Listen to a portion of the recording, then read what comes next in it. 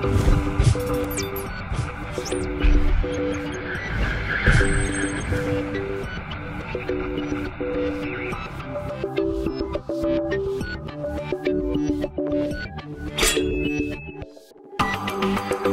everybody, happy Easter, and welcome to episode number 38 of FinalBossTV, your WoW endgame rating show. I will be your host. My name is Adam K. Oh wait, aka Bay. There we go. And again, thank you for joining us. I know a lot of other shows took a little hiatus for the little holiday weekend, but I said, nah, we're gonna keep going. We have two awesome warriors on the show today. The new best featured voice of Final Boss. Maybe we'll have to see what the chat room thinks. And maybe have some hair malfunctions during the show. Let him know. But we have Gliff from the Horsemen and Eddy from Echoes here joining us. But first, before we get into all that, let's jump over here and say hi to the lovely host of Final Boss TV. There's Anna. Hi, Anna. Hey, happy Easter, everybody.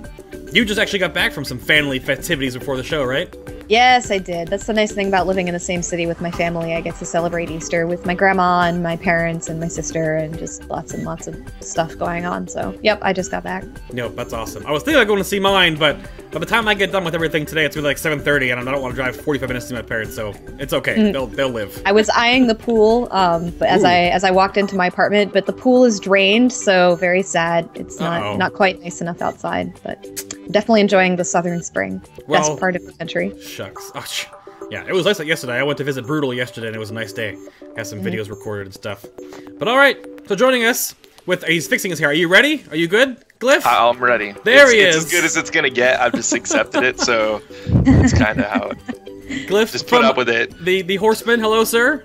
Hello, sir. Yes. Hello, so everyone. don't run your hair through. Don't run your hand through your hair, and I think we'll be okay, right? Don't run your hair through your hand. Don't do that right either. here. Just leave it right there. Chaos, utter chaos. Alrighty. I'll touch it. We'll have an over/under on how many times I touch my hair throughout the show, and I say the closest one gets something cool. Yeah. Yeah, sounds good.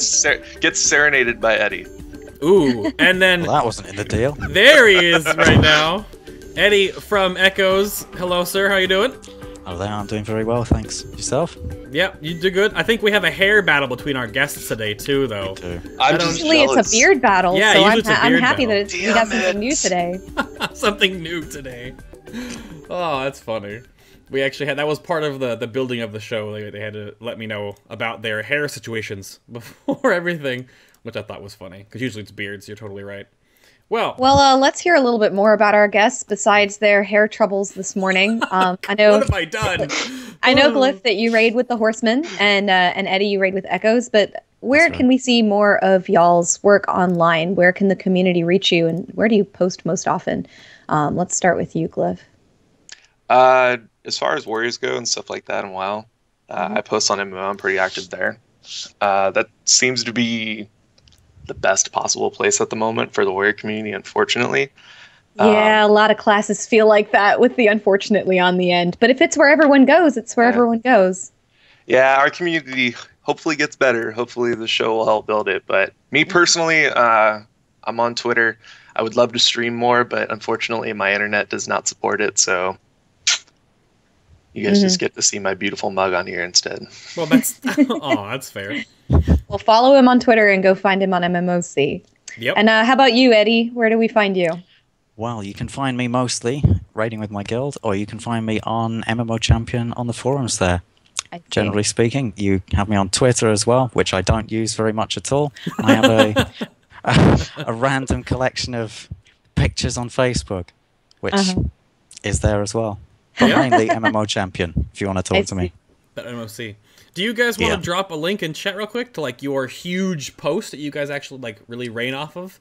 I know that's actually kind of where I found out everybody. I know some people were suggesting like Tank Spot and whatever like that, but I think the biggest post was the big blog you guys had. The Prot Warrior sticky. Yeah, the Prot Warrior sticky on MMO. Yeah. So go check that out if you have Prot Warrior or you have fellow Prot Warriors that want a place to start talking about, especially going to 6.0. Is that what most of the thread is leaning towards now? Is 6.0 I think talk, we have a separate thread for 6.0. Oh, you have okay. Yeah, a lot of classes have a separate thread for go. 6.0, and then if I know MMO-C right, there's probably a big argument about what stuff goes in which thread. Yeah, people getting banned. You know us so well. I know, right? Mm-hmm. That sounds good. Well, alrighty then. Well, I guess I wanted to bring up too, outside of what you guys are doing on the internet and the community, is what's your story? How long have you been playing a Protection Warrior? Like, when did you start playing a Prot Warrior, Eddie? When did you start? When did I start? Well, mainly in vanilla, I started playing my chamois, which I played as resto mostly, as most chamois do, and a little bit of enhancement. When I got to, I think it was 4 Horsemen, then I was required to make a warrior, as I'm sure lots of you know. That requires a lot of warriors, with the Dreadnought set bonus, so Taunt doesn't miss. But that went on the back burner a bit after that. I played my chamois through most of TBC. Mm-hmm. When it came to sort of around Throne of Thunder, Trial of the Crusader sort of level, we had a block tank on... Anubarak. That's the one, Anubarak. Yep. That's when I started playing my warrior mainly, and gearing him up. And then, since then, I've just been in love with Prot Warrior. So, yeah, since roundabout Trial of the Crusader. That is definitely the fight where you can really get excited about being a block tank. Yeah, indeed, yeah. I tried it on my Prot Pally. That didn't go too well, so I went to my Prot Warrior, yeah. Well, very cool. Yeah. And Gliff, what about you? When did you start playing Warrior? I started playing in vanilla, not on my warrior. I was a awesome holy paladin back in vanilla. Anyone who played a paladin, stuck in there together, guys. Both paladins. Look at this. So you downgraded out of being a paladin. Oh yeah. Oh. But I quit when my guild was on SAF, and I didn't come back until Nax. It's actually funny, with Wrath, I skipped PC. I started tanking in ICC on my Blood Decay. I switched to a warrior in tier 11, and I've been there since. Very happy with it. Yeah, wow. So that's basically an entire expansion then, more or less. Two full expansions. Two full expansions. I spent. Yeah. I actually I played a guardian or a feral druid at the beginning of tier 11, but we had 2 feral druids, so I switched to Prot Warrior, and I think in the first 2 weeks I was the most geared person in the guild, so stuck with that. Nice. Well, there you go. Very cool. That's definitely the background. So then, I guess a little bit deeper than that. Let's go deeper. What keeps you playing your Prot Warrior? Especially because they've had a lot of ups and downs over the last 2 expansions. I know there have been tiers where it's been really just hard to keep the faith with playing a Prot Warrior, and then there have been tiers where they've just been great and felt really fun to play. So, what has kind of kept you on your warrior through all that time? I'll go with Eddie first again. Well, for me, it's just sort of... I know it's a little bit nostalgic, but when you go back to vanilla, it's like Warrior is the tank. I know it's not that sort of mentality that's held through now, but Warrior is the tank. Apart from that, I love the way the Prot Warrior feels. Like in Cataclysm, I loved the stance dancing, to battle stance, Colossus Smash, Circus stance to recklessness, then straight back into death stance to a really nice big shield slam. That's what I really loved about Warrior, and I think it's carried through to MoP. Like, the play style it's very engaging, it's very good fun. I really, really enjoy the class a lot to play, probably more than any other class in games. So that's mainly why I just keep playing Prot Warrior. I just really enjoy it a lot. I can totally understand that feeling of playing like the proto tank. Every tank ability came originally from warriors, and in some classes they've been changed, and that feeling seems really cool. Yeah. And what about you, Gliff?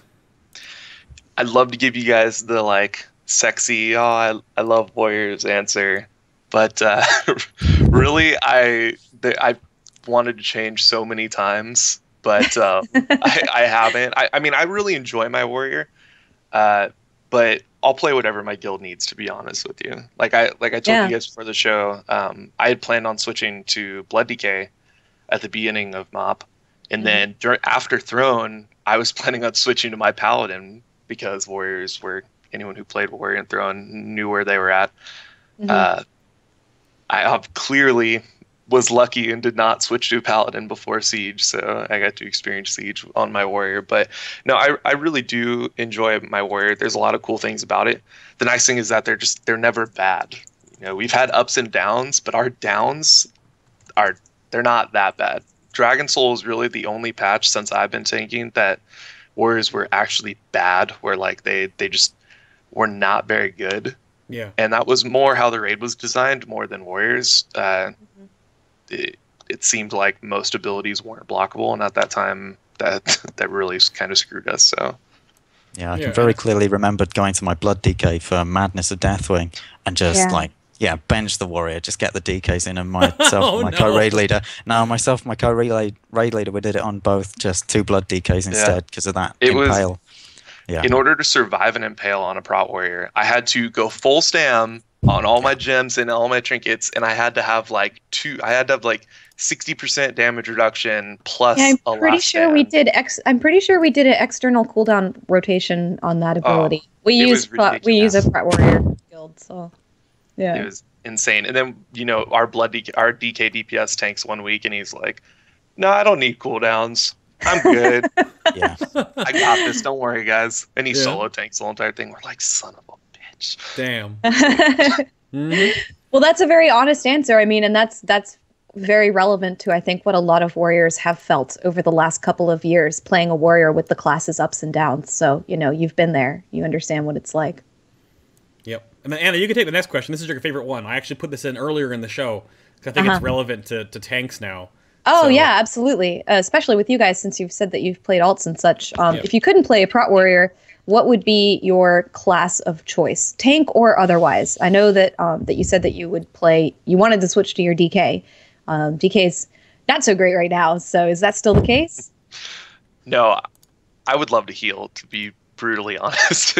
I love tanking, and I know I shouldn't be saying this. I'm on the tank show, and I'm saying I would love to switch to heal. It's just I've been doing it for a long time, and I'd love to switch healing, but I've 100% accepted the fact that it's not going to happen. So, with what I would love to play, I really like.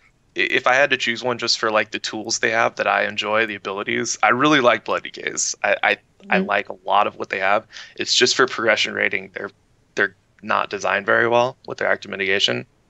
So I'll stick with whatever my guild needs, honestly. That's going to be ahead of what I want to play forever. So well, that makes sense. That makes sense. Eddie, what about you? How about you, Eddie? Yeah, same for me really. I would play whatever my guild needed, but ideally I think I'm best at tanking. I'm okay at DPSing, okay at healing, but tanking's really where my interest lies now, so that's what I go. I mean, I don't mind. Blood DK is probably the one I enjoy the most. Prot Paladin's alright, I guess. Monk is pretty YOLO. Feral Druid is fun, but yeah. I do actually like Guardian Druid quite a lot. I call it Feral, yeah. But fair enough. Yeah, Blood DK or Guardian Druid mostly. Interesting. If I had to do anything, lots of tanks. Stay tank. Yeah, lots of tanks. Your answer is all the tanks. Yeah. All the tanks. Exactly. Yeah. He does. I think he has like every tank viable. He was playing. Weren't you playing your Paladin and Thrawn? Yeah, I went on my Paladin Falacia. Yeah. That's sort of how there's some division in like the higher up guilds that do like really min-max to like 2 encounters, not just like just the raid and you have your raiders or whatever. Like have like every tank, or you're weird and crazy and you're Rigdaros and you have 2 of the same tank that are geared differently. But yeah, it's fine. Whatever he wants to do. So it's definitely different than not having like one tank. Like I know that we have our Prot Paladin and our Prot Warrior. That's it. The 2 guys.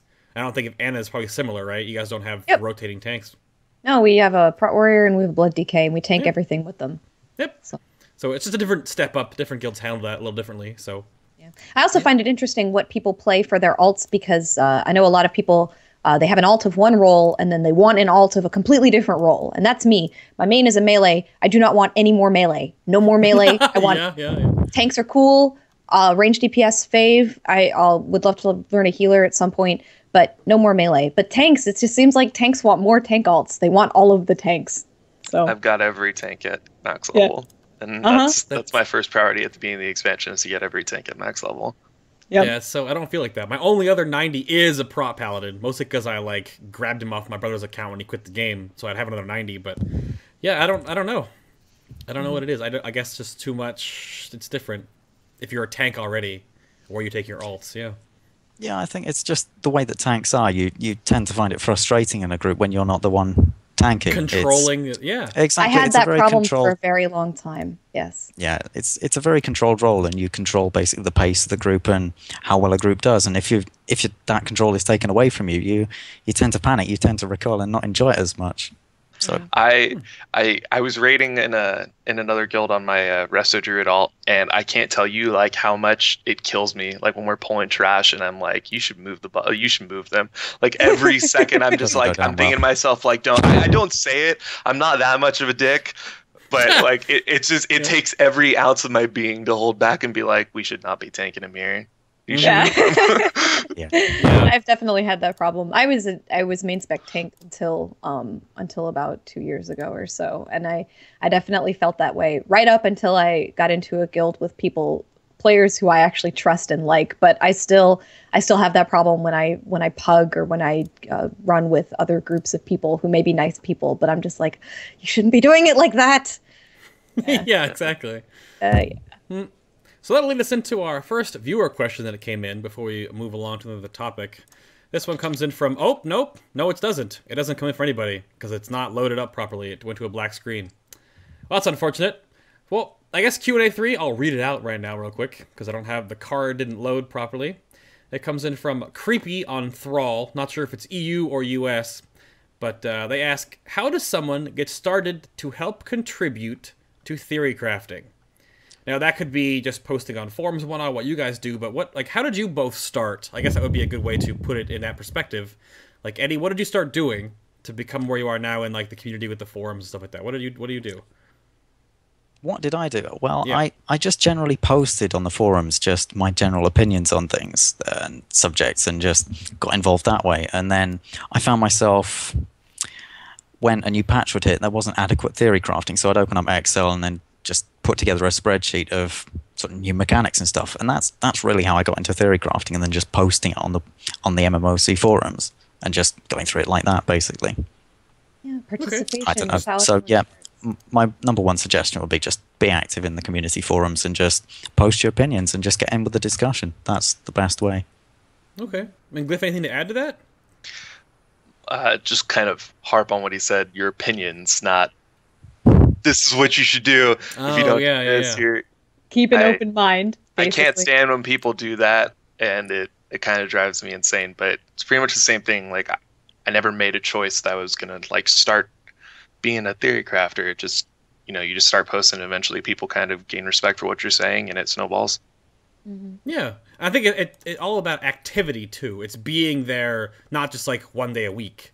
It's like continuously sort of being a part of this conversation, because if you post once a week, like, no one's really going to take notice, or you're not going to, like, read all the columns, you might fall behind on posts. So that's probably the best advice that you can, is just be active in that community you want to be a part of, the class you want to work with. Yeah. And read what other people are writing, not just you yourself are writing. Yeah.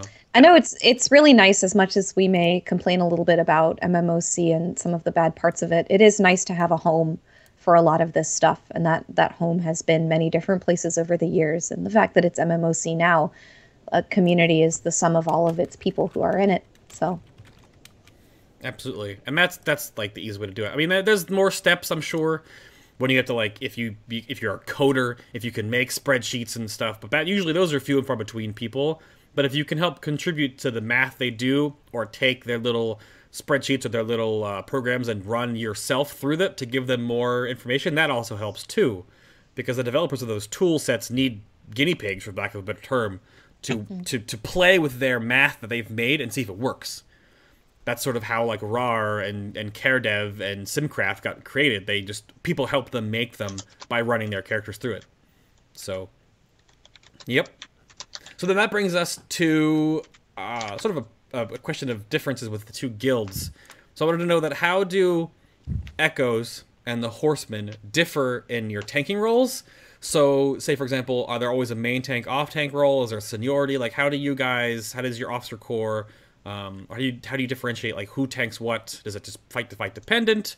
How do you guys handle that, Gliff? This whole expansion, I tanked with a really good monk tank named Monkrax, and he'd been there forever, and I was a new guy, so we didn't have, like, main tank, off tank, but he was clearly, the more seniority, and I was fine with that. I expected that. as far as like who tanked what, it wasn't like, oh, been here longer, so he always pulls before me. It was just putting whichever one of us was in a better position to succeed, really. Whichever one of us was best suited for the role, that's what he put us in. So like for Lei Shen Heroic, monks could absolutely, if you had a monk tank, phase 2 was so much easier because the amount of cleave that they could put on the balls. I literally only taunted the boss for debuffs in phase 1 and 2. I did nothing but taunt for debuffs because it was such an advantage for him to be tanking him. So and that wasn't because he's the main tank, it's just because that's the stuff you have to do in order to kill bosses.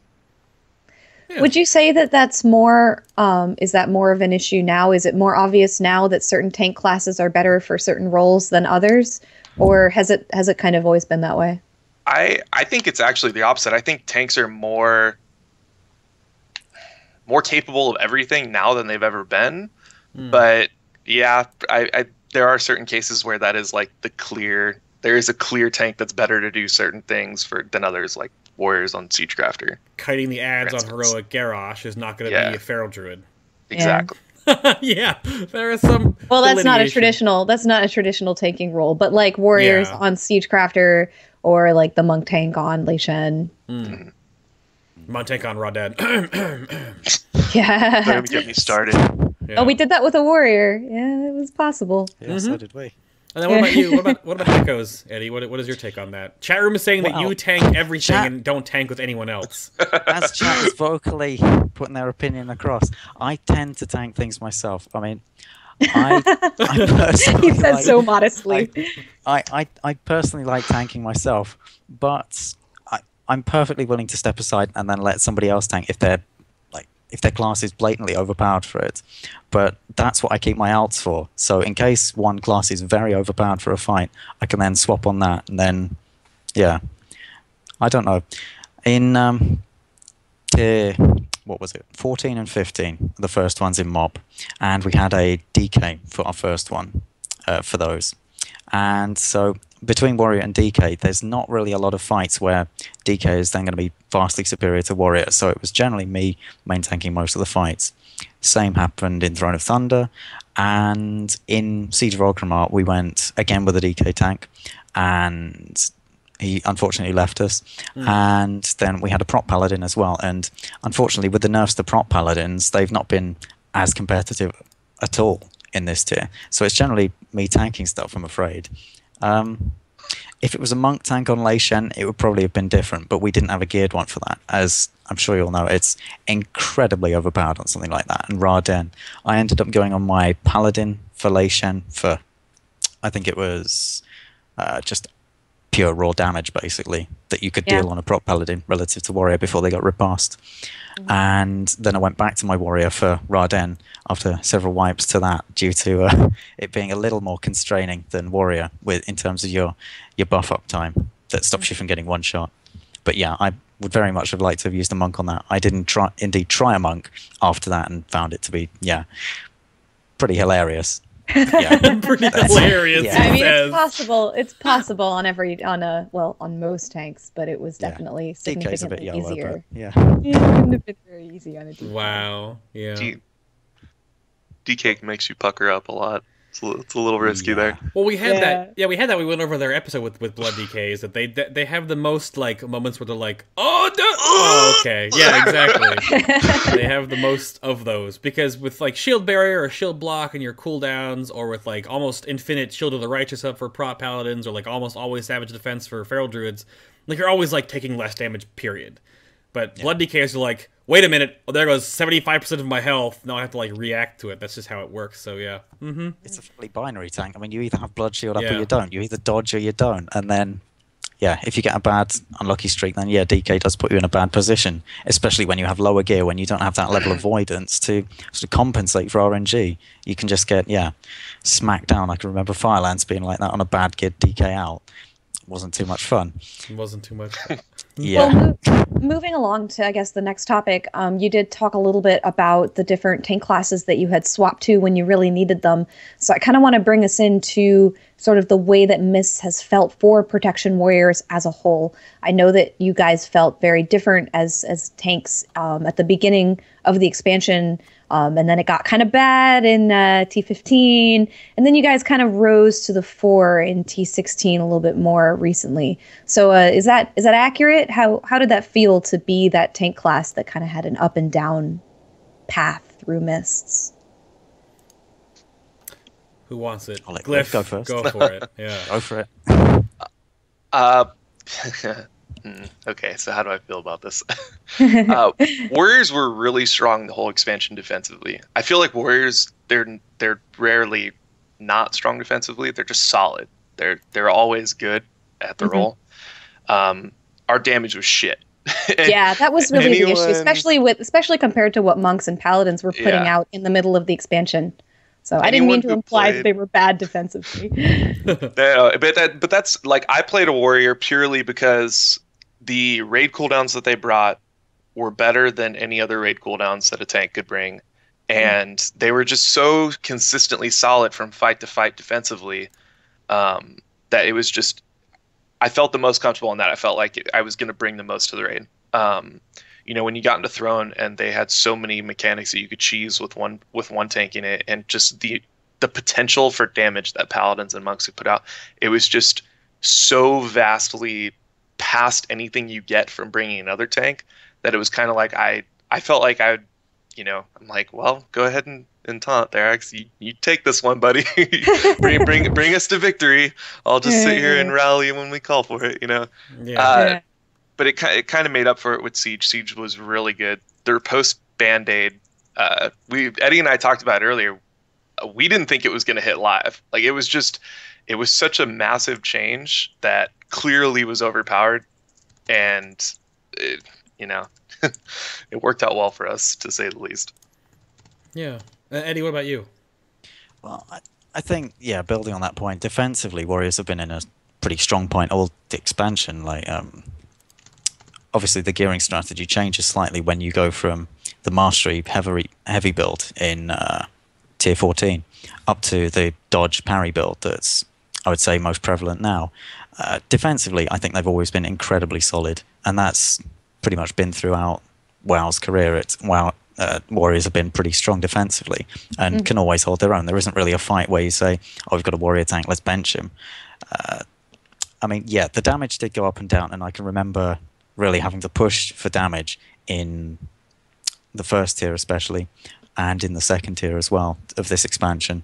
Damage-wise, it's gone up and down, but I think in terms of progression, that it doesn't really weigh up. It's the key thing you're going to have as the main tank is being able to reduce the damage you take, and then damage you deal is going to be secondary to that. The damage that you can deal has fluctuated a bit, but I think it's in reasonable sort of levels, that it's in a really decent place now. I see. So as long as you didn't die, you were doing your job for the raid.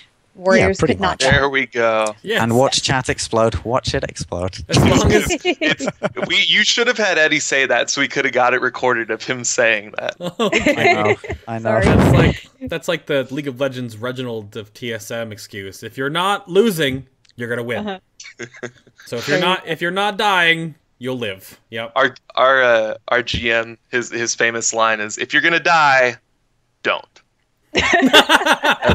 Those are his words. Oh. Those are his his words of encouragement before the poll. Oh, there you go. There's words to live by right there. Sure. Well, if you've ever been in a guild that's sort of seen the difference between a tank that, is a normal human being and dies once in a while, and then there's a tank who never, ever, ever dies ever, that it really makes a huge difference on how your progression goes. So, I mean, I can see how that would be the most important thing.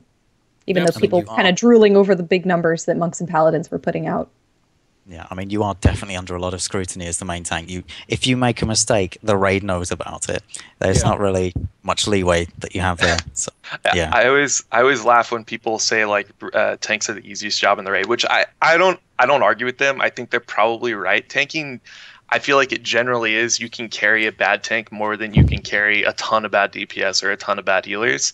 But what he said is right. If you mess up, it's really obvious because 90% of the time the raid is doing a corpse run. So yeah. You know, I mean, I don't like to get in too much to that because I was a tank for a really long time and then I swapped to DPS. And I would say, and I get people saying all the time, like, oh, DPS is harder. Oh, tanking is harder.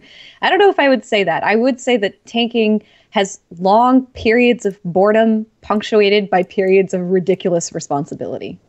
So it's you can't really say that it's easier or harder because if you can get through those moments of extreme responsibility, then you're doing your job as a tank. The nice thing is since they added active mitigation, did you tank at all this expansion? I was a third tank for my guild, so I tanked a little bit, but not a whole lot. So. Yeah, I felt like active mitigation fixed a lot of that, like what you're saying, the kind of downtime. Because even if you're in a not dangerous time to die, tanks, the bosses hit pretty hard this expansion. I know people were saying like, oh, have the bosses hit harder. If the bosses hit any harder, you would die from not having active mitigation up. Like the way active mitigation is designed, you can't have it up 100% of the time. So they have to account for the times you don't have it, and it's going to turn into ICC wrath, where if you're not 100% when you get hit, you're going to die. Yeah. So you really liked the addition of active mitigation then when that came in. I love it. Tanking is better now than it's ever been, and anyone who knows me from the forums knows I hate the offensive side of Vengeance. So when they take that out next expansion, it's going to be that's all I want. And since they're doing it, I don't care what else they do to tanking. I'm happy. Yeah, that's a good way to feel. They could take away my shield and I'll be like, whatever. As long as you still have AM. Oh wow. Eddie, you agree with the addition of active mitigation was really great? Did it change a lot for you? I do. I don't want them to take away my shield, but yeah, I do agree. It was a good addition. It makes the whole thing a lot more fun. It's not just like you're the meat shield, so you get full stam, just take as many hits as you can. It's actually an intelligent method of play that you have to, and Warrior specifically, you have to manage your offensive relative to your defensive abilities. Like, can I get shield block off? Can I get a heroic strike in there? Do I have enough rage to do that? The active mitigation model I think it's the way forward. It's really a lot of fun to play. You don't just feel that you're a meat shield there ready for the boss to hack away at. You can actually do something about it. Well, fair enough then. All right. Well, let's move us along a little bit. Let's talk a little bit more about or get into topics such as vengeance whoring. Oh dear. A little bit more utility, some playstyles and viabilities, and then a little bit about Warlords of Draenor. So, first up, well, just get this out in the open, just get it out of the way there. So, what is the difference between using Vengeance to tank and mitigate damage versus using Vengeance to do, right now I think Prot Warriors are the best DPS in the game, sans Feral Druids? So how does that? What's the differentiation there? Like, what is considered whoring versus not? And does Gliff want this first, or should we go? Oh no! Hot seat. Hot seat. Okay, literally the hot seat. All right, Eddie. I'll take it first if you really don't want it. No, it's okay. Please, you're my white knight, Gliff. Okay. I think. Okay, the definition of vengeance whoring to me is taking any more damage than is required to kill the boss. So if you take one more melee swing, one more stack of a debuff, one more standing in something per throne, that's vengeance whoring to me. Now, it's not always bad. It's clearly good in some situations where it's really useful. It can really help the raid out, especially in certain progression fights. I don't see a problem with that. I think that it takes skill to balance the vengeance whoring and staying alive. It's probably the hardest thing for tanks in this expansion. For me personally, and this is where Eddie and I differ, okay? On progression, I'll do it if I need to. So like Siegecrafter, for example, for us, we were really behind on DPS on Siegecrafter for some reason. And I basically went pure DPS. I went crit, and I got absolutely pooped on. Like I felt like I was a paper towel. I was just getting wrecked. And you know, maybe it was just in my head or whatever. Oh, it was horrible. But it was a huge DPS increase. It was absolutely massive. Yeah. On farm, I don't do that. I just don't do it because I I don't see, it's not fun for me. If I cause my raid to wipe one time, we're wasting more time from that one wipe than we're going to gain from my extra DPS for the next 10 weeks. Yeah. So for like my guild that only raids 9 hours a week, that the wasted time of one wipe is way worse than the extra DPS. But I know a lot of people think differently, and I respect that. Sure. Well, for the different opinion, let's go to Eddy over here. And so, what's the difference? What's your opinion on that, Eddy? I wouldn't say so much of a difference of opinion. Although I recently picked up the Intellect Trinket off Immersius for more DPS. Like, oh my god! The thing is, like, I do like big numbers, and I like to push the class as far as it's able to. But I totally agree with Gliff. It's on about managing the amount of damage that you can take.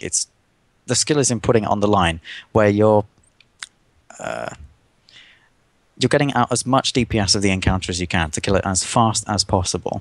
And for me, that's what I enjoy in the fights. I enjoy pushing it to the absolute limit, getting as much out as you can. And yeah, I like big numbers as well. It's just a very fun part of the game for me. Well, I don't think anyone can blame you for that. Everybody likes big numbers. And different guilds have different attitudes as a whole, and neither one of those attitudes is any worse or better. It sounds like you both use vengeance to progress when you need to, and then just have different attitudes towards what you do on farm when the fight is done. Yeah, I mean, it is a tool to be used during encounters. I think it's a very useful tool. For example, if you take slightly more damage, if you're good at calling cooldowns and you have good cooldown management, then you can take a lot more damage and the same amount of damage as you would from somebody with less good cooldown management, but still be doing more damage. And for example, if you have an ad to kill on a fight, I personally find it invaluable that I'm then able to react and just one-shot it. For example, the Desecrated Weapon on Garrosh, that when you do the stacking tactic, it's very nice to just be able to swap to it and just get it out of the way with a 4 million shield slam. It's very nice. That's personally how I like playing, and I think, yeah, that's just what I enjoy basically. That's what you do. So chat is being a little overzealous when they tell you that like we apparently needed to like Photoshop in. We need to Photoshop in like fire behind you because that's what would be better because you're sitting in it the whole time. You're okay. Yeah. I see. Yeah, there's a lot of memes about it. Yeah. I wonder how that's going to change though, and how you guys react to that going into Warlords, because just taking damage just gives you more mitigation. You get your damage passively, and you're going to be about 70-ish% of like a pure DPS, right? You're not gonna be where you are now. So I guess get your 4 million shield slam crits in now, because you're not going to see those much more in the future. I wonder what it's going to change. Do you guys? I heard from you guys earlier in the show. It didn't sound like either one of you had a big problem with the damage component of vengeance going away. Is that the case? Maybe Gliff, you didn't have a problem with it. Eddy, do you care? Are you going to miss it? Personally, no. I mean, for me, the challenge is competing against other Prot Warriors. It's not about sort of where I end up on the overall damage, as much as people might argue to the contrary. It's about competing with peers. That's what I find enjoyable. And, okay, it'll change. It will be an element of strategy that you can't then incorporate into Warlords of Draenor in the raiding model that they're proposing, when vengeance doesn't affect the coefficients of your abilities. I personally don't mind. I think it's just how they're deciding to go forward with the game, which is fine by me, and I'll just do the best with it that I can. Yeah. Okay. I guess that seems fair. There's really no reason about that. I guess the one thing I was wondering about, too, because you've played a bunch of the other tanks, is which one do you think benefits the most from stacking more vengeance than others? You think it's Prot Warrior? Without a question. Really? Warrior without a question. Shield Barrier is the most overpowered active mitigation ability. The more damage you take, the more Shield Barrier absorbs. For example, on Thok, when you're up at 1 million vengeance with 8 stacks, another class might just fall over and say, no, that's it, I've had enough, I'm not doing any more. With a Prot Warrior, you can have a Shield Barrier that will then absorb relative to how much damage you just took. So with a Paints up and a Shield Wall, you can take a hit that's sort of like 500k after the mitigation, and then have a 2 million Shield Barrier. And just the more damage you take, the more resilient it makes you. Yeah. That for me is... yeah, it scales exceptionally well with Vengeance. And for stuff then like Malkarok, you can then have ballistically high shields. A prime example is Shek'Zir in Tier 14, that you stick a Prot Warrior on the ads when they're spawning. once the warrior gets to, I think it was around 450k vengeance, they couldn't die. Literally, they couldn't die. You just spam shield barrier and you are immortal. They can't do enough damage to you to get through your barrier, and that's in fact why they nerfed it. So, yeah. Wow. Yeah, I wonder how that's gonna work. Do we know how shield barrier is changing in Warlords? Like, is it going to take into account like how Resolve, I guess, is working yet? It's going to be based on Resolve. Yeah, Resolve, of course. Yeah, but I mean, who knows how they're going to nerf it? They really should nerf it. Honestly, they should.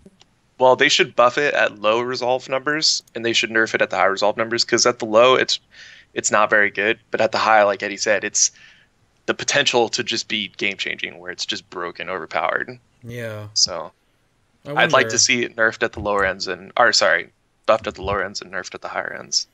Yeah, I wonder how they're going to do that, because I mean, originally shield barrier was only magic damage, correct? So that was your magic damage answer, and shield block was your physical damage answer. I wonder if they might just go back to that, because making it just like a personal powered shield that you can spam for, you know, more than your health, sort of, kind of strong, a little bit effective, just a little bit. So we'll have to see if that changes. That was it for that, I think. Really, we had another question that came in. I would go to the title card for it, but I can't. So the next question that came in was from Ellen Wen on Dark Sorrow EU. Wanted to know, what would you say is Prot Warrior's strongest situation in raids in Mist of Pandaria? Boss versus ad tanking. Which do you think you are better at than, I guess, say, other classes? I guess on the damage preface, you're probably really good at boss tanking. But like, where do you stack up against the other classes in that regard? What do you think, Eddie? For multi-mob tanking, I think Prot Warrior is extremely strong, because you can just pop shield barrier, that shield block up, and that just absorbs, like, that blocks a lot of the damage. For multi-mob tanking, for me, Warrior is really nice. Threat, which doesn't really come into it anymore. So, damage-wise, multi-mob tanking, again, Prot Warrior is pretty damn strong. You can have a monk doing ridiculous keg smashes and spinning crane kicks, but I think with the state Warrior is in now, it's good at both. It's probably the best at both, to be honest. In the first tier, I would have said more multi-mob tanking than single target, because its single target damage wasn't there. It'd be much better just to pop a Brewmaster on it. Now, yeah, I think it's just best at both. Yeah. Warrior's to be good at everything. Honest, yeah. They're like the Warlocks of the tanking class. Well, yeah, for want of a better expression. Yeah. For one tier. Yeah. And now we're going to go back to... Hey, everybody gets their moment in the sun. Enjoy yours. Warlocks have had 2.5 expansions in the sun, though, so it's okay. They'll get their moment not in the sun, though. It's coming. It's coming. Yeah. What about you, Gliff? Yeah. You know, I don't see much of a difference, to be honest with you. It's the difference between single target tanking and AoE tanking has changed to the point where it's not much different now compared to how it was back in like Wrath and before that. The annoying thing to me as a warrior tank for AoE tanking is the fact that our AoE toolkit is quite limited compared to the other tanking classes. You don't say. You see, yeah. So I can't tell you how annoying it is. I've tanked with a monk literally every single boss this expansion. So I can't tell you how annoying it is when I'm sitting there and I'm doing as much damage as I can, and a monk comes in and presses one button, and it's like, oh, I hit everyone for 1,000,000 damage. All the threat to me. Yeah. So that's the only annoying thing for me, is the fact that our AoE damaging toolkit is not like nothing compared to the other tanks who have spammable abilities or have stuff that hits way harder. Well, because all you have is like, you have Shockwave or Dragon's Roar, and then you have Thunderclap to give deep wounds, and that's like that it. Is it. Yep. So, and Heroic Leap, but yeah. I mean, it's just like if you use Dragon Ward, I mean, yeah, that hits harder than anything that anyone else is going to put out. You're going to get threat on stuff, but cooldown, right? It's a minute cooldown. So okay. So yeah, you're just in a situation where you have constant mobs coming. It's just horrible. Like I hated spoils. It was really. It wasn't that bad. Okay, hold on. Let me preface it. I hate when other people die. Literally, I can't stand when other people die because of me. It boils my blood. And like I think on our kill, one of our DPS, I think it was our our Windwalker was just like tanking one of the ads, and I was horrible and didn't notice it, and he died. And I was just like, the rest of the fight, I was sitting there like, God damn it! I hope we don't kill it this time. No, I'm just kidding. And I was just so mad. So. Yeah. Oh, we've all had that pull where you're like, man, I really hope that we wipe here so that we can actually start fresh and I cannot screw up. And then, that's the kill. So. Well, I didn't think we were going to kill it. Like, it came out of nowhere. It was like our 20th attempt or something like that. And I didn't think we were anywhere close to killing it. And I think we got it by like 1 second. It was so close. At the end of our kill video, we were like, I can't believe we just got that. Yeah. So then I guess, is anything else you want to really talk about? How you guys stack up against the other tank classes? Like, is your mobility better? Is your cooldown better or worse? I guess your AoE toolkit, once you compare it to Brewmaster Monks, is just like frustrating. What else do you think? Again, we're getting onto the topic of vengeance. Like, it's really a case of whoever has the most snap threat is going to get vengeance first, and therefore the mobs will stick to them. Which is why on something like Spoils, I'll tend to take a Blade Storm, and I'll Thunderclap with the. You would. And no, you can make mobs stick to you with the Thunderclap glyph, which it does make it more difficult if you've got a constant stream of mobs coming in towards you. It makes it a real pain in the arse. But if you're the one who gets snap threat on all of the mobs, they'll stick to you like glue, and then you just get the Thunderclap up, deep wounds, then go into a Blade Storm. They will stick to you. Like, that's. And for me, Spoils is one of the most fun fights this encounter, once you got past the sort of random elements of death and stuff. But no, open as many boxes as possible in AoE. I really enjoyed that one. There we go. So do you feel that warriors really have any weaknesses then against the other tanks if AoE doesn't really feel like a great weakness? No, not right now. Early in the expansion, it was all about damage because just their defensive was always fine. Now, no, not at all. Mm-hmm. They've got the best raid cooldowns. They're one of the top damage, and in my opinion, they're the best defensively. Maybe not the best on every single fight, but the most consistently in the top for every single fight. So to me, it's Prot Warriors all the way. Eddie, if you miss that Thunderclap, though, if you've got a constant stream of mobs, that's for me when Warriors at its weakest. When you've got a constant stream of mobs and you miss a couple and you don't have Vigilance available to spam taunt them all, that's when it sort of loses out and you've got mobs flying everywhere and you've got Moomkins popping Starfall and mobs going left, right and centre. That's for me the weakness of it. But apart from that, as long as Deep Wounds is on the mobs and you can hit them pretty hard, then it's pretty strong all round. I don't think there's anything that is particularly weak at, to be honest. I think it is That's actually a good way to feel about your class. It's a funny point that I keep thinking of is like when we do ad tanking and stuff, and our Prot Warrior is doing his damnedest and getting all of the vengeance and doing all the snap, and like they'll do taunt swaps or whatever, and then Sam will be like, "How'd the boss go back to you? What are you doing?" He's like, "I haven't touched him in like 20 seconds. What happened?" So I don't know. It's like the trials and tribulations of other tanks versus Prot Warriors right now. I think that's pretty funny though. But Salves, they're your friends. Salves going away. Salves gone soon. Yeah. Yeah, I know. I actually was talking about. I think it was Fiery about that last week. They're getting rid of salves, and they don't realize how annoying that is for tanks. And maybe the fact that Vengeance doesn't affect DPS anymore. Yeah, I think that the Vengeance not affecting DPS is going to help that out a whole lot, because I feel like a lot of the hecticness of trying to trade things off or ripping things off the other tank is due to that Vengeance. But I guess we'll see. We will. It is kind of a problem. We will see. We may or may not have a lot of maybe thoughts toward how Resolve works in 2 weeks. I don't know. Maybe that announcement will come later. Yeah, we'll see. But anyway, moving right along to things that we can talk about. Let's talk about since you did speak about your raid cooldown, let's talk about your raid utility and all of the things that you bring. So I know that you guys did talk about bringing Rallying Cry. What else is it that warriors bring to the raid that is incredibly useful? Mass Spell Reflect? Did that even get used except for cheating? Some guilds cheaty that's why I asked. I want to know. It's not really cheaty. It's a very cool strat. But here's the thing. It sucks until it doesn't, and then it's massively overpowered. Anyone for Sulong, holy crap. Like, if you had 3 or 4 warriors, Sulong was just a cakewalk compared to if you didn't have any warriors. Being able to chain Mass Spell Reflex and just no one take any damage and you just murder all the ads. But I think that was the only boss No, there was a expansion. strat on Lei Shen where you could use Spell Reflect to, I don't remember which ability it was, but Is it the chain you could lightning, Spell maybe? Reflect the Chain Lightning. Oh, yeah. We didn't have I enough remember warriors that. to pull it off. I think you Yep. needed 3 to do At the least, I'd cycle. imagine. When that came out, I think we had either already killed it or we were getting really close. So Didn't matter. we didn't even go with it. We had 4 warriors though, so I guess we could have, but we didn't.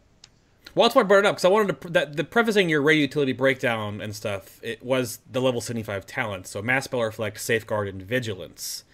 Now, I know, like, because Mass Spell Reflect is awful until it's not, on, like, 1 or 2 fights, what do you guys pick between, then? Safeguard or Vigilance? Eddie, what do you do? Personally, it depends on the fight, because Safeguard can be both positive and a complete cantankerous pain in the arse. If you use Safeguard on someone who's taking a lot of damage, you then fly to that person, which, if you're tanking lots of things at once, can lead to a lot of back hits and a very dead tank. So for fights where you're very static, you've got a lot of mobs around you and stuff is hitting really hard, you really want Vigilance. And it's nice for fights like Galacrus, where you've got lots of ads spawning. You want to be able to taunt them in case you've got a rogue Moonkin who's gone a bit overzealous on the mobs.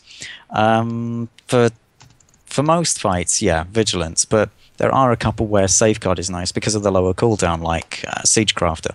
If you've got a tank who's taking a lot of stacks on the boss, it's nice to just be able to Safeguard them on cooldown, and that's a nice, I think it's 20% reduction on them, and that's very strong.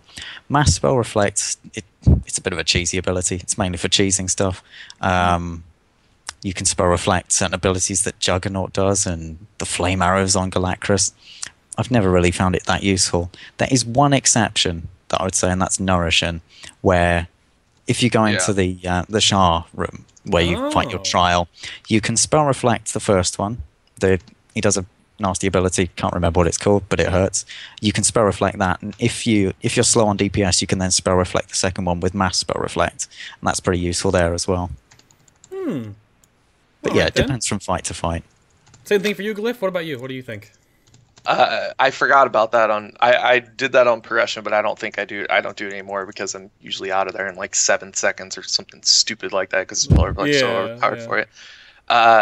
Another one is, I think, Shamans. You can use it on the guy outside. I never tank the guy outside. I'm always inside. But I'm a big fan of Safeguard. There are downsides to it, like what he was saying, positional. I just, if you're really active with it, if you keep it up, if it's got high uptime, man, it is just money. You just like, it's a 20% cooldown.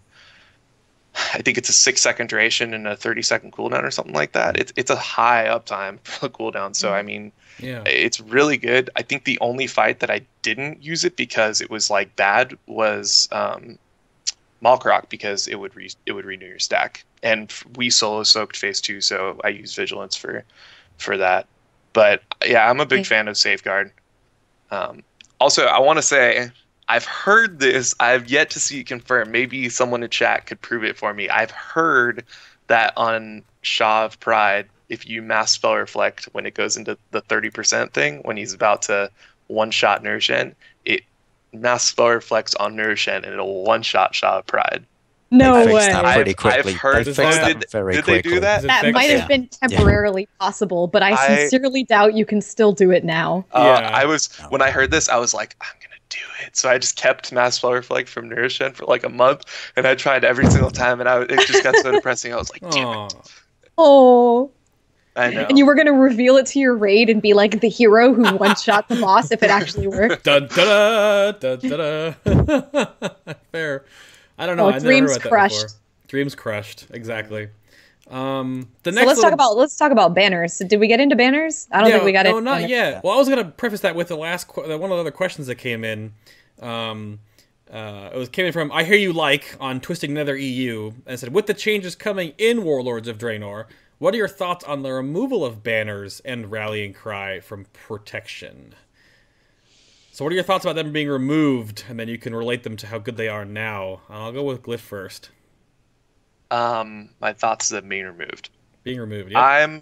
I'm under the opinion that raid utility should come through healers to encourage bringing healers instead of something like on Garrosh where the damage was bursty and you could sit healers and bring DPS who had raid cooldowns and just, I mean, I see people that are 3 healing 25-man Garrosh that stack for the Worlds in phase 3 when you're also getting the splash damage. That's ridiculous. Like, you just should not be able to do that. We do that. That's so, crazy. Like, someone told me that and I'm like, there's no way that's possible. Like, that's just so much damage. Yeah, it's just crazy, 4 raid man. cooldowns. Yep. So, but I'm totally on board with removing all raid cooldowns from all the DPS. Maybe I would support the tanks, but yeah, they're not doing it. They're giving it to more DPS. Like, they gave mages a raid cooldown. Like, mages need more that's going to be in the raid, and then they're taking away the tanks. Which, like I said, I'm fine with them taking away the tanks, as long as they do it across the board. As long as they're not leaving, one tank with the raid cooldown. Because then it's gonna be a reason to bring them. The only tank I think that has a raid cooldown now is just sort of DK if you talent it, but then Prot Paladins. But those are all single targets. They're taking it away. Oh yeah. I mean, like all the hands and blessings, like that. I'm fine with that. Single, I'm fine with that because we have like vigilance and safeguard and stuff like that. Mm-hmm. Yeah, I compared the raid cooldown thing to like nuclear disarmament. It's fine. We'll give away our raid cooldowns, but everyone has to give away their raid cooldowns. You can't just take away my raid cooldowns and then like give more raid cooldowns to other people. But yeah, I mean, I guess if all of the tanks are losing them, then it doesn't really make so much of a difference for you guys, unless you're really gonna miss that aspect of your gameplay. Eddie, what do you think? Well, I think you can argue for and against it.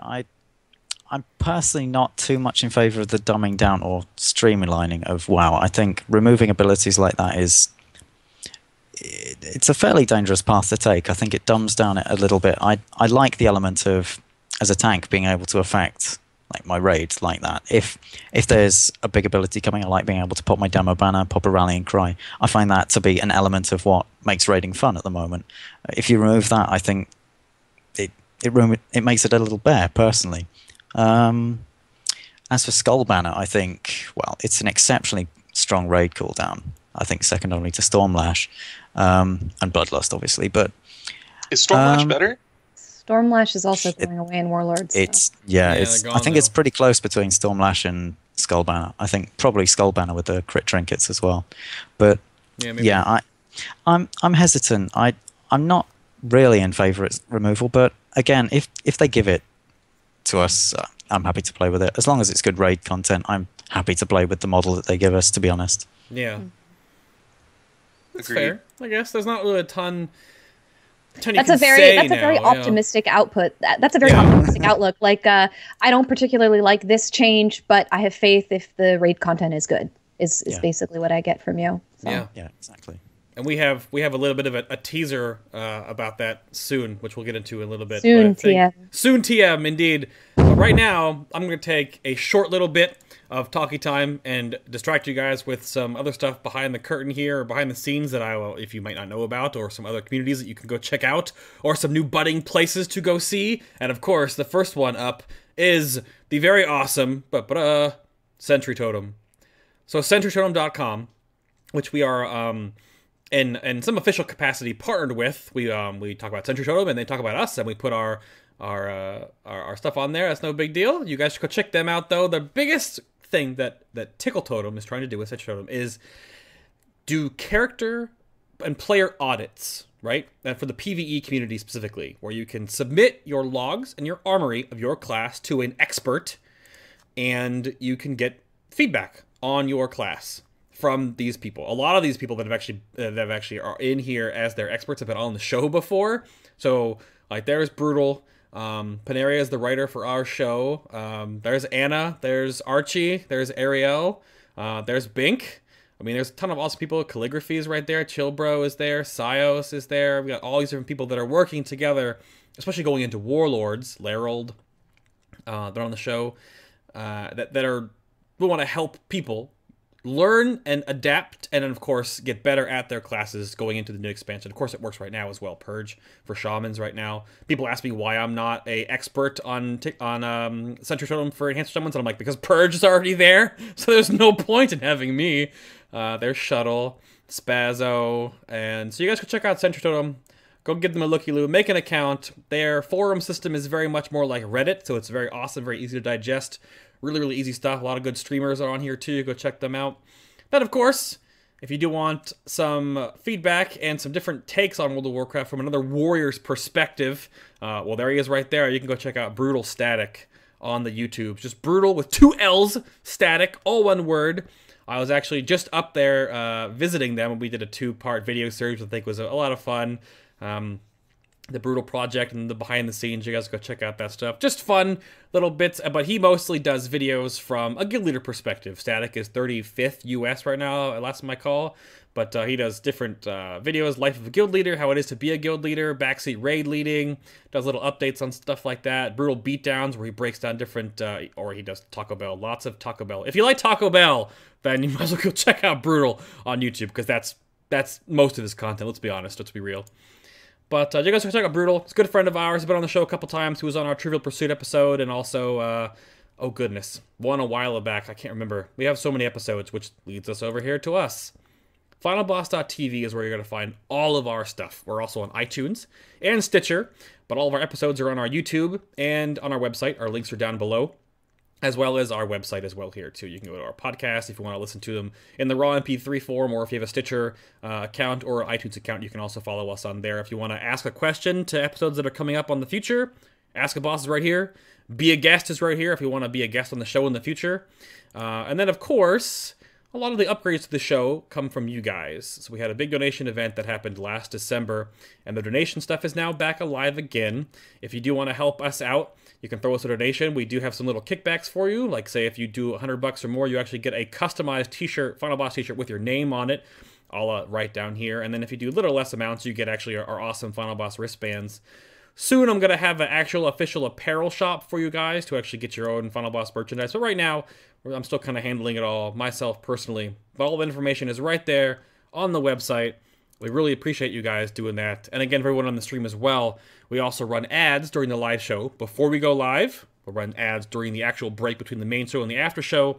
And then we'll run a little more ads after the show is completed. So if you want to help support us out during that way on Twitch, you don't feel like donating or whatever, if you just watch the ads on the show, turn off your ad block, we really appreciate it, because all that stuff goes to improving the show, buying upgrades, paying for the servers and stuff, and our website, and the company and everything like that. And yeah, we really appreciate you guys. It's been a awesome journey.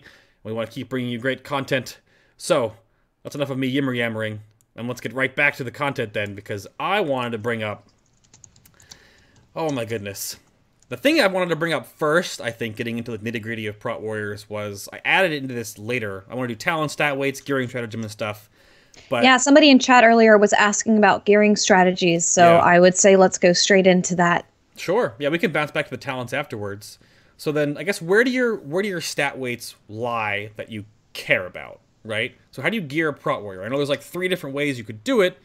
So I guess walk us through, I'll go with Eddie first, walk us through what you do during progression to farm, and how that all changed. It changed by patch, it changed by boss fight. Like, what do you do to gear your Prot Warrior? Well, I think when the expansion first started, the way to go with Warrior was still with the Cataclysm model, and that was sort of full mastery, and that reduces the amount of hits you're going to take, increases the amount of critical blocks that you then take, and thus reduces the melee damage. Since the addition of riposte, it's sort of changed from that. I feel that dodge, parry, riposte build is probably the strongest spec at the moment. It gives you a lot of rage to play with, because when you crit, you get a lot of rage, and you can then dump that into shield barrier, so you can maintain full shield block up time while dumping into barrier.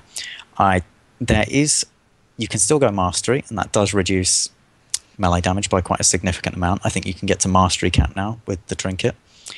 However, I feel it isn't as strong as having that playability with the active mitigation. With mastery, you're moving back to the sort of meat shield tanking model. You don't have much influence in terms of active mitigation.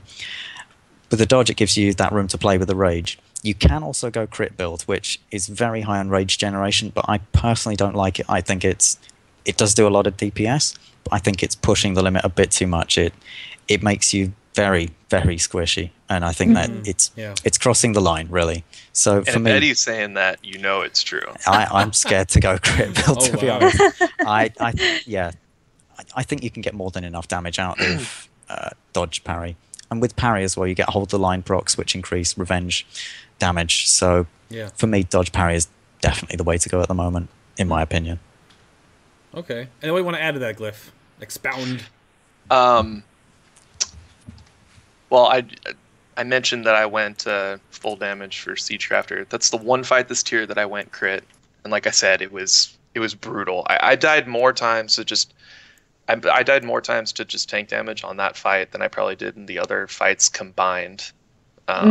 It was really scary, to say the least. I know a few other tanks in high-level guilds have been trying the crit mastery build. I know, Sloopbag does it, and a few others, and they seem to be getting good results. I haven't really tested. I probably haven't put as much effort in it as I should have.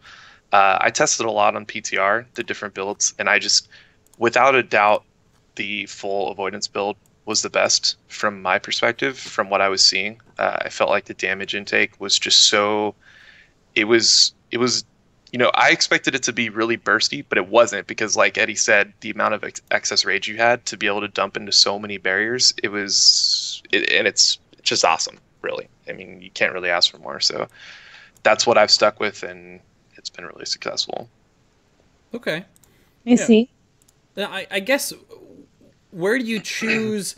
Has gearing changed for you guys because of like the buff to riposte, or higher eye level lends itself to more green stats that you can move around with the reforging system right now, so you can actually do different levels of that?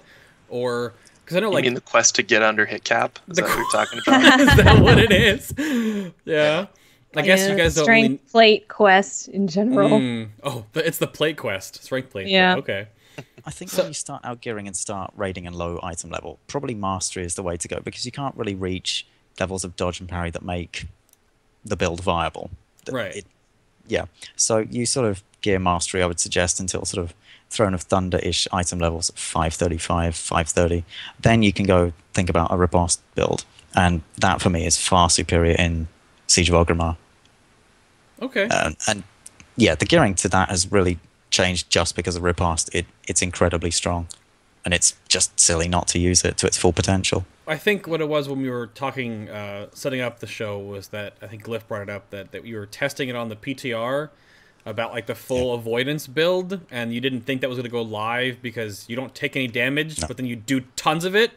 But it went live. Yeah, if you had asked me to bet on if I thought it was going to go live or not, I would have bet my account that it was not going to go live. Wow. And like Eddie said before the show, they buffed it. They buffed it by 50% of the value it was. And it was just, I was blown away that they did that. Now, how do you guys feel about riposte then? I know that some warriors that I've spoken to feel like it was just a band-aid, and kind of an awkward band-aid at that. Do you feel like it's a core part of how your class plays, or do you want to see something else for warlords?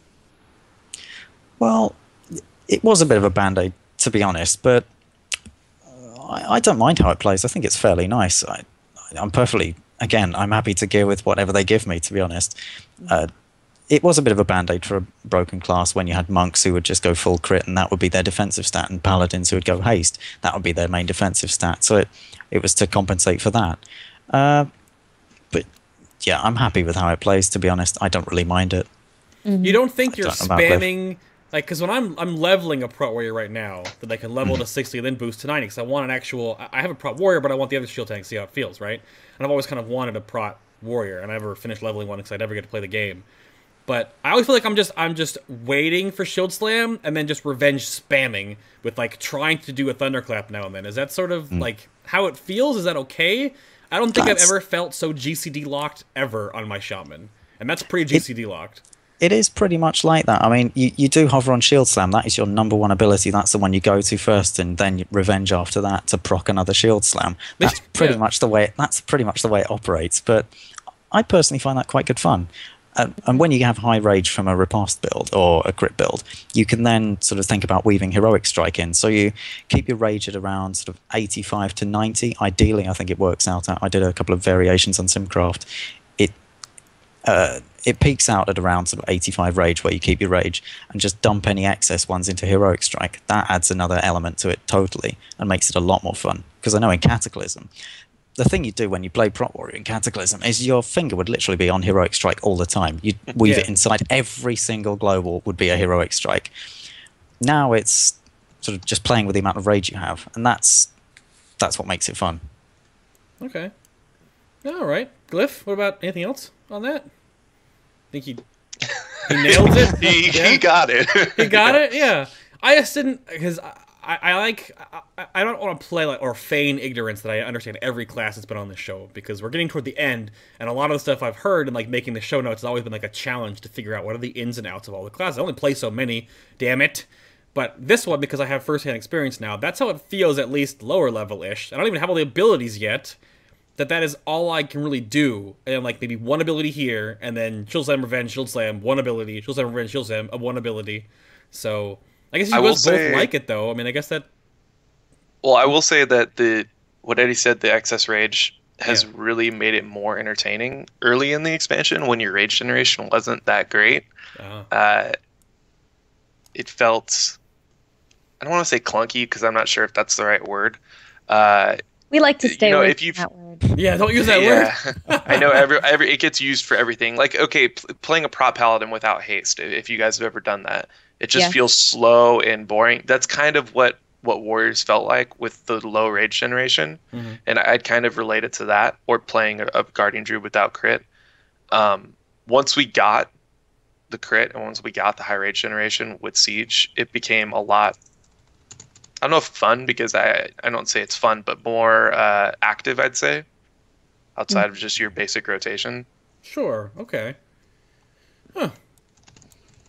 I guess that makes sense. You do have to weave shield block in between that. That's another... Sure, of course. Yeah, you have sort of underlying abilities which you have your main damage rotation, then you have your active mitigation rotation, and they sort of function separate from each other. And you've obviously got Thunderclap, where if you have the glyph, then that's good to weave into your single target rotation after you've used Shield Slam in that sort of priority. And you got Cleave as well, and Devastate, which I think somebody asked in chat, you use that when you can't use anything else, basically. I thought that's one thing I noticed too, is that your deep wounds, at least before you get the Blood and Thunder, is tied to that. So like I feel like I have to use it just for the extra damage, but I guess since everyone else applies the Armor Shred, you don't even need it for the Armor Shred anymore either. Yeah. So it's it's pretty much a filler when you have nothing else. Yeah, that's what it looks like. Okay. Yeah. Well then, all right, let's move on to some talents. Yeah, let's move on to some talents. Let's talk about level 30, the self-healing talents. Enraged Regen versus Second Wind versus Impending Victory. Do you swap these around at all, or is there a choice that you are always taking? When I started this expansion, I was rating 10-man, and I actually was using Second Wind. I felt like I got a lot out of it, actually. I spent a lot more time under 30% health, under 35% health than in 25-man. I don't think I've used it once since I switched to 25-man. I really don't like Impending Victory purely because of the rage cost. I say annoying. It's just annoying. That's the best word for it.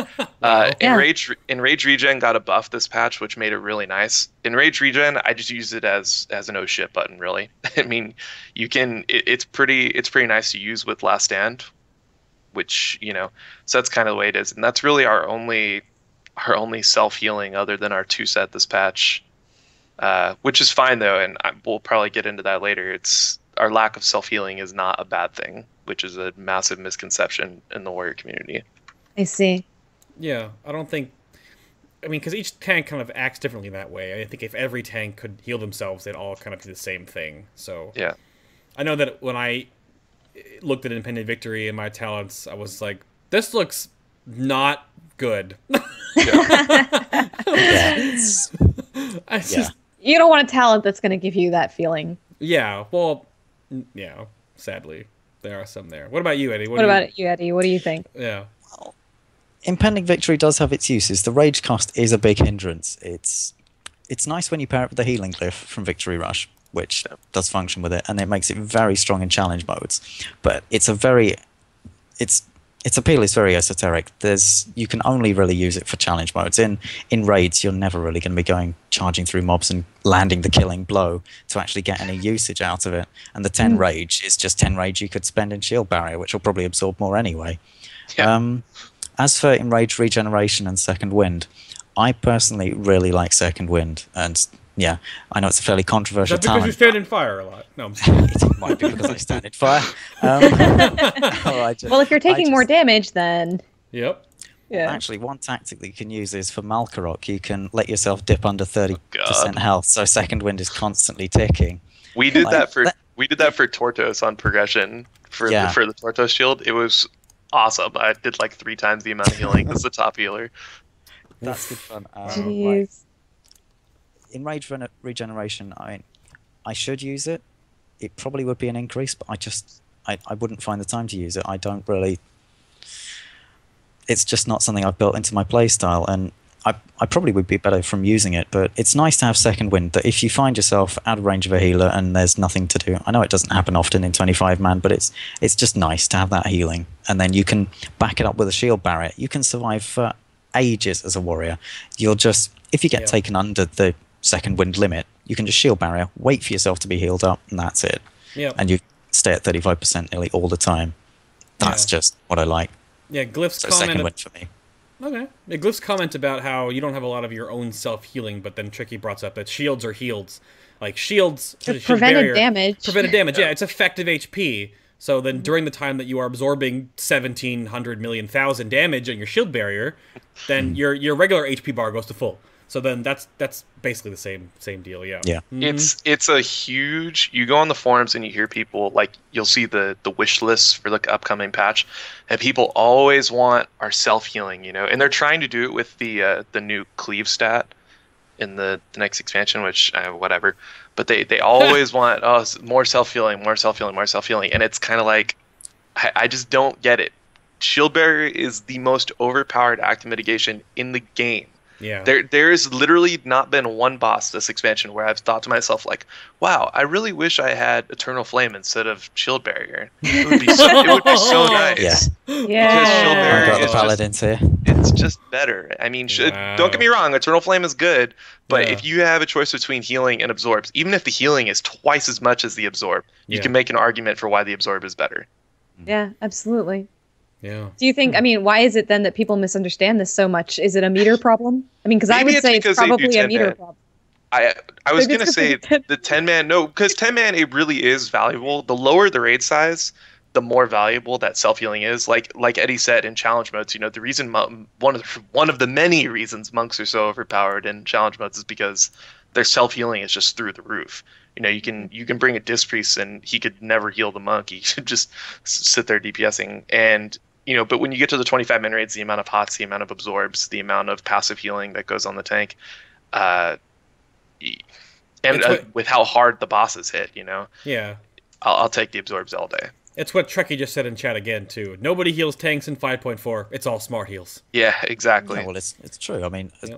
Yeah.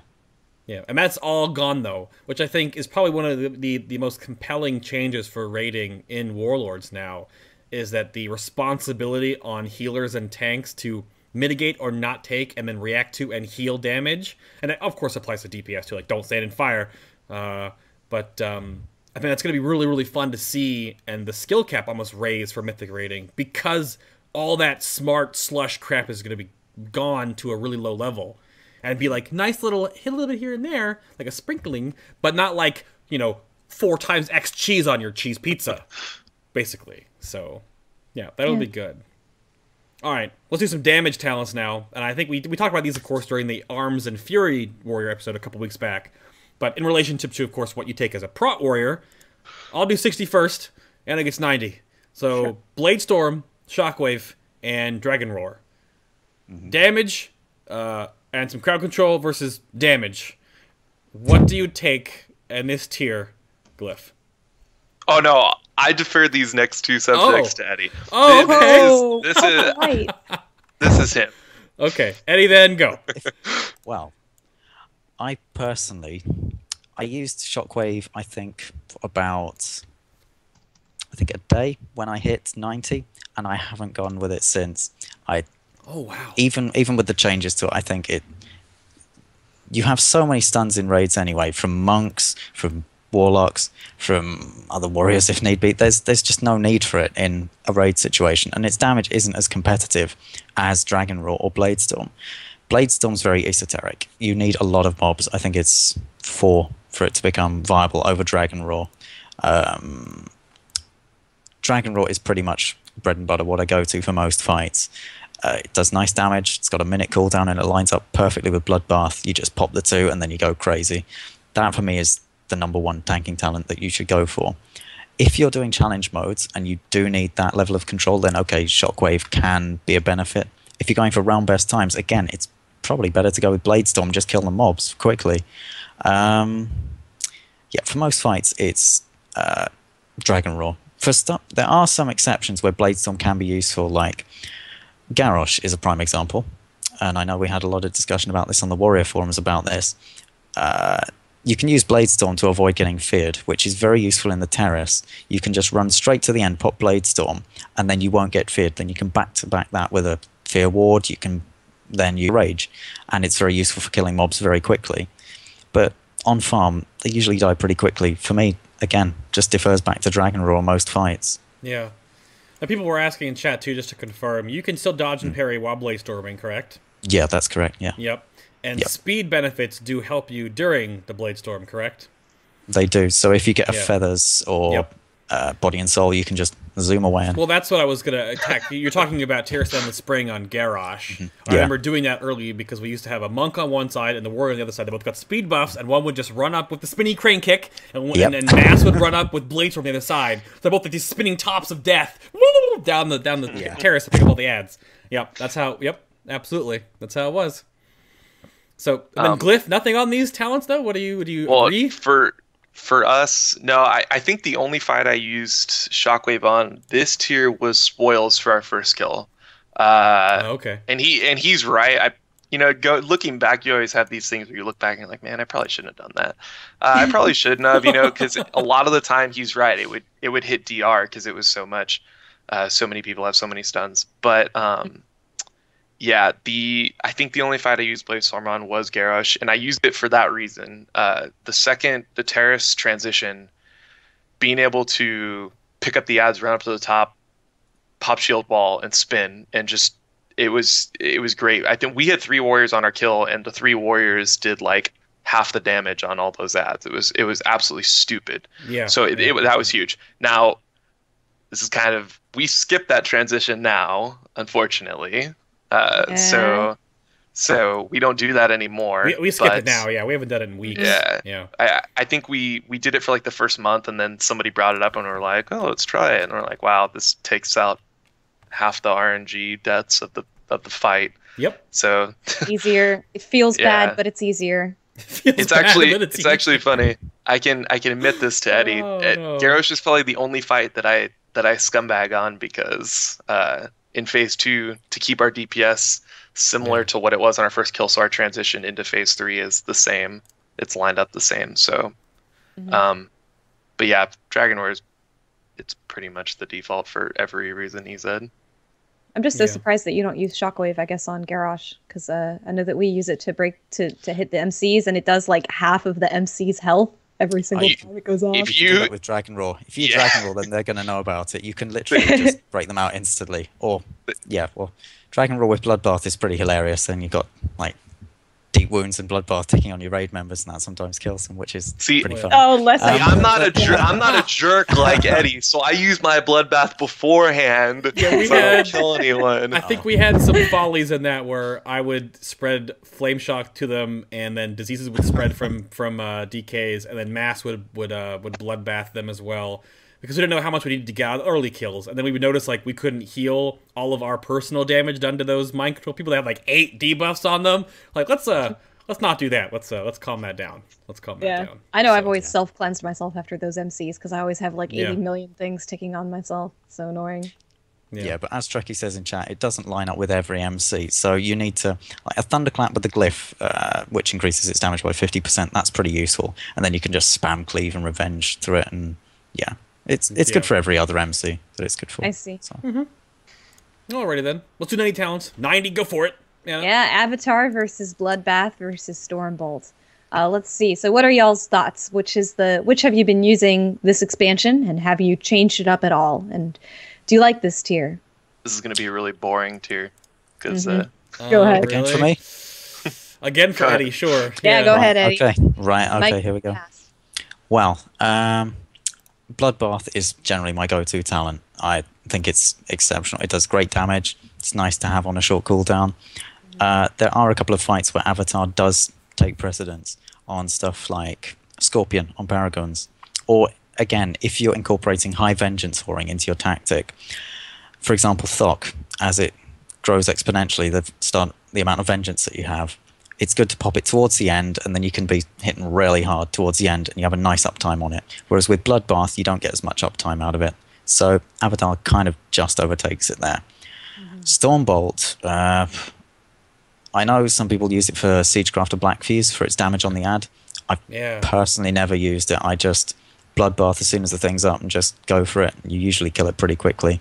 I did try it for 1 or 2 pulls. I just didn't really like how it felt. I just much prefer the big Bloodbath, Dragon Roar, and that ticking, personally. I actually used Avatar on our first few kills for Siegecrafter to make sure I got that first one, and I think it's like the 5th ad, which is when your debuffs reset if you do it how we do it. But yeah, that and Paragons is the only time I used Avatar this tier, and I didn't use Stormbolt once, so. We always get some classes that have sort of that like one choice talent, which it's sad too, because looking at those talent tiers, like Avatar makes you just feel like a badass. Yeah. I think, and Stormbolt is just single target huge damage, right? And Bloodbath's sort of not. I always thought it would be more of a DPS warrior thing, but I guess it's just too strong in coupling with Vengeance and of course Dragon War now for Prot Warriors. Yeah. Huh. Yeah. Because I put in the notes here is it just you pick Stormbolt forever because there's just so much single target damage. But I guess we're seeing that. Yeah, but I guess it's just not as good as you think. No, or I thought, or making the show notes. Yeah, my bad. I guess so. Huh. So is the difference? I forgot what our DPS warriors said on the show. I'm sure they'll catch up to us in chat when they get to us. But I don't remember what they said they took.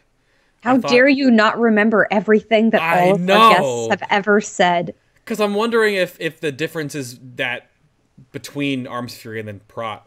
I don't remember.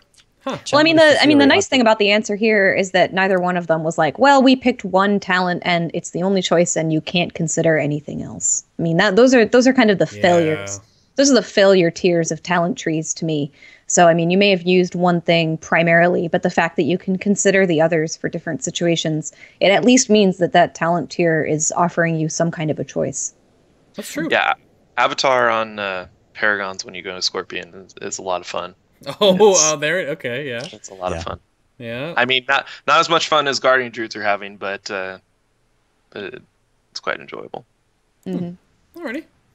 Well, I think we're wrapping up really well on time here. We have plenty of time for you guys to give a little bit of Prot Warrior soapbox here for your community. Yeah, we'd like to hear anything that you'd like to tell the community, anything that maybe we didn't cover, or kind of closing thoughts that you want to leave Warriors with right now, hopes for the future, just about anything that you want to close off your participation in this show with. And we can go with Griff first. Well, let's see, me on my soapbox.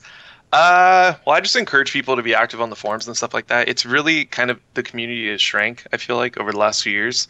The people that you would see contributing aren't anymore, and I know like Tank Spot and stuff like that, other kind of tanking communities aren't there. It's really MMO Champion. At least that's the only thing I use. Be active and just understand that just because you do something that works for you doesn't mean that it's the end-all be-all for everyone. There are a lot of different raids and a lot of different strats. And the second thing is, it literally blows my mind how much people, when they compare people's DPS, they're like, oh, this tank is shit because he only did 400k DPS and this tank did 600k. And like you go through their logs, and the guy doing 600k is doing a horrible rotation, and his uptimes are bad, and it's purely just because of the stratum, because of vengeance. And I mean, this will be gone next expansion, thank God. Our DPS will be based on our actual rotation and not strat, not on your like behavior. That. Yeah. So it literally blows my mind when I see that. So hopefully people will be a little more educated on that. Yeah, it will be fun to see if they get it balanced properly, because now that you see that your mastery scales with your attack power now, or your mastery gives you attack power, so different gearing stratagems will even change now again too for all the 5 tanking classes, and we'll really see if their damage comes down to player skill, rotation, and timing versus just like standing in the Shadow Clash and getting hit for your HP bar but not dying, and then destroying the boss. Like, that will be gone. So it'll be fun to see. Yeah, I look forward to that. Then Eddie, soapbox? Well, soapbox.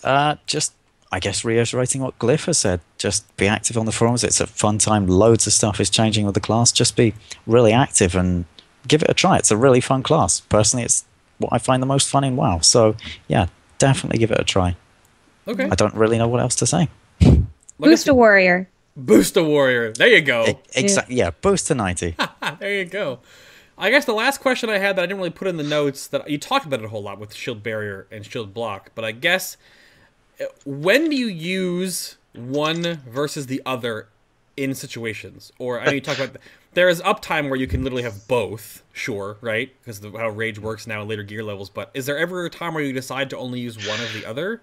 Like, I mean, or is it just barrier all day, every day? Well, no, I'd say in most cases you want to have a balance. Like Eddie was saying, if you're not using shield slam, it's a DPS loss because you're not getting shield block. It's a DPS loss because you're not getting the buff to your shield slam. There is a point in vengeance where you're just unkillable. Where once you reach that point in vengeance, just use barrier because you're unkillable. Nothing's gonna kill you.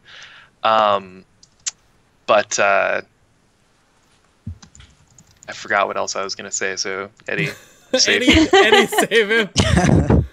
Well, for the most part, I'd say unless the boss is using really, really heavy spells, like sort of 60% of the damage, or let's say 50% of the damage is magical, ideally you want to keep shield block up. Like, for me, the thing that makes Warrior so durable is its reliability in reducing the damage intake delta.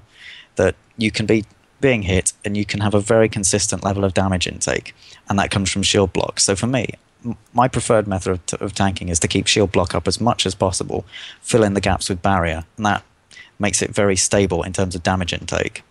But if you get something like Lei Shi as a prime example, then obviously go straight with barrier. Oh God. Yeah. Yeah, it depends on fight to fight. It's nice to weave in just shield barrier when it's high magic, but I would tend to suggest just try and keep shield block up at max time as possible. And it also gives you the benefit of heavy repercussions. Shield slam hits for 50% more. Do more numbers. Do more numbers. I do remember what I was going to say, by the way.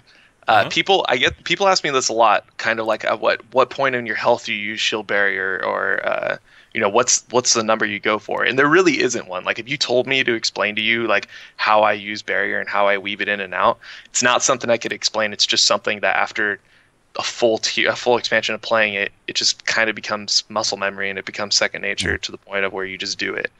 So the more you play the class, the more comfortable you're going to get with the active mitigation, the more success you're going to have with it. All right, then. That about sums that up. I think it's button time. You guys don't hear it, but I do. It's button time. So that was a good episode, I think. I think we covered every damn thing. If we missed anything, of course, we're going to be going that over in the after show. If you guys have questions for our guests, stick around for the after show if you want to help support FinalBossTV. We do appreciate that by turning off your ad block. We're running some ads during the little breaky poo here that we're going to take a little between the show and the main show. So we appreciate that. If you have questions, tweet at us on Twitter. The email link is down below. Do either or, and we'll get to those in the after show. But first, go around the table again and thank our guests. Eddie from Echoes, thank you very much, sir. It was a pleasure. It was a great pleasure. Thank you very much for having me. Do you want to give any shout-outs or any special voice acting right here real quick as you get out of the main show? No, none at all. None at all? Yeah, to my girl, my lovely girlfriend who I love. So yeah. Aww. There you go. Oh She supports your gaming addiction habit. She does, yeah. She enforces it. She encourages it. Yes, enables me. Enables you. Perfect. There you go. And Gliff from the Horsemen. Thank you again, sir. Awesome. It's a pleasure. Thank you guys. Thank you. Anything else? Any shout outs to any of your people's fans? I'm sure a lot of people from my guild want shout outs, but they're dicks, so they're not getting shout outs. Whoa, harsh word. They've been throwing shots at me in chat the whole time. They're just like, oh. But no, I really appreciate you bringing me on, and I really do love you guys, Guildies, Fiery. You especially, since you gave me my shout out. But yeah, thanks for having me on, guys. I messed it up. Gliff is over on Twitter at Gliff_TH. And then for more about Eddy and Echoes, go to echoes-guild.eu. And of course, that brings us over to Anna, our awesome co-host of FinalBossTV. Also on the Twitters at Annaphil. At Annaphil, yep. Go follow me. Yep. What do you have going on this week with you, Anna? Any shout-outs or any closing remarks for the peoples? No, we've been on farm for so long, and that I can't say that anything interesting is really going on in my life here. Oh. Let's make some hope for Warlords beta soon. Warlords beta. Start their hashtag beta on Twitter. And there we go. There's me. My name is Adam K, aka Bay. I do all the fun stuff behind the scenes here, and you can find more of me on twitch.tv, BayTLM, outside of the show.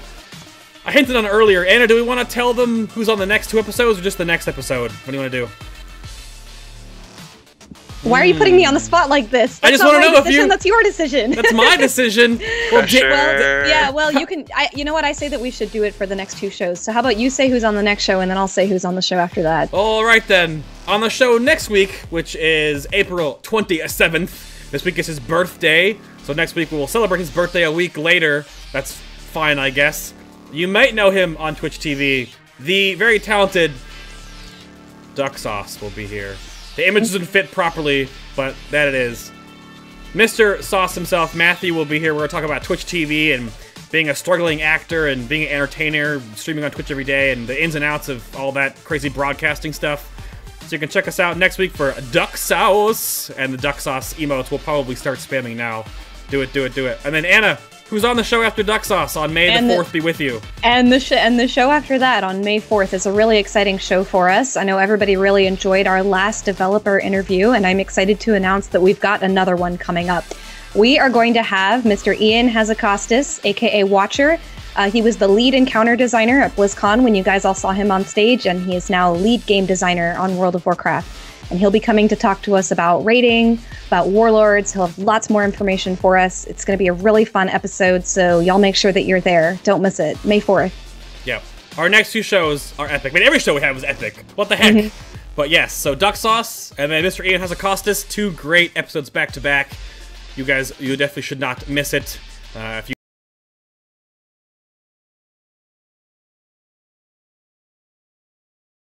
watching, turn off your ad blocks.